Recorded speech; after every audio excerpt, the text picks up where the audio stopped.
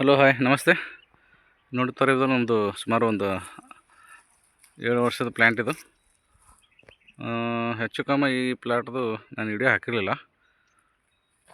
ಇವಾಗ ಟ್ರಸ್ಟ್ನಲ್ಲಿ ಬಿಟ್ಟಿದೆ ಇವಾಗ. ಅದೇ ರೀತಿಯಾಗಿ ರೆಸ್ಟ್ ಮ್ಯಾನೇಜ್ಮೆಂಟು ಕೂಡ ಮಾಡಿದ್ದೀವಿ.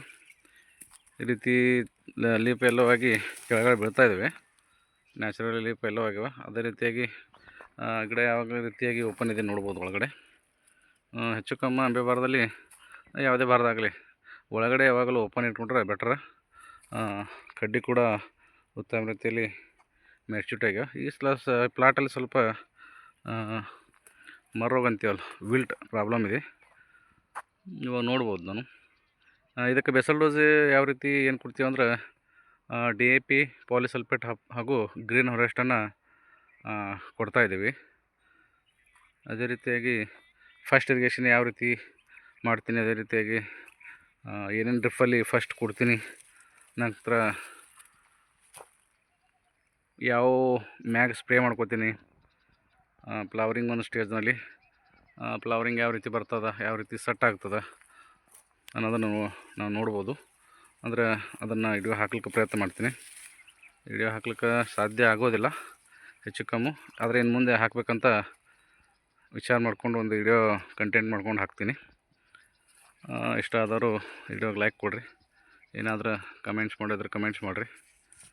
ತುಂಬ ದಿನಗಳ ನಂತರ ವಿಡಿಯೋ ಹಾಕ್ತಾಯಿದ್ದೀನಿ. ವಿಡಿಯೋ ಹಾಕಿರಲಿಲ್ಲ ನಾನು. ಹೆಚ್ಚು ಕಮ್ಮಿ ಒಂದು 2 ದಿನದಲ್ಲಿ ಕಟಿಂಗ್ ಬರ್ತಾಯಿದ್ದಾರೆ.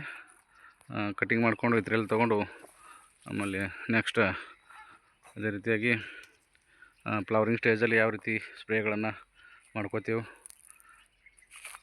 ಫ್ಲವರ್ ಬರಬೇಕಾದ್ರೆ ಉತ್ತಮ ಫ್ಲವರ್ ಬರಬೇಕು, ಅದರ ಸೆಟ್ಟಿಂಗ್ ಆಗಬೇಕು, ಫ್ಲವರ್ ಲೆಂತ್ ಚೆನ್ನಾಗಿ ಬರಬೇಕು, ಅಂದರೆ ಮಾತ್ರ ಕಾಯಿ ಸೈಜಿಗೆ ಚೆನ್ನಾಗಿರ್ತದೆ.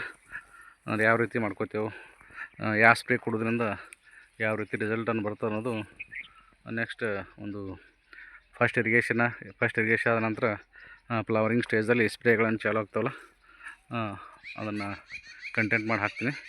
ಇಲ್ಲಿ ನೋಡ್ಬೋದು ಟ್ರಸ್ಸಲ್ಲಿ ನ್ಯಾಚುರಲಾಗಿ ಲೀಫ್ ಎಲ್ಲೋ ಆಗಿವೆ. ಇವಾಗ ಒಂದು 2 ದಿನದಲ್ಲಿ ಸ್ವಲ್ಪ ಕಟಿಂಗ್ ಮಾಡಿಕೊಂಡು ಇದ್ರಲ್ಲಿಗೆ ಹೋಗ್ತೀವಿ.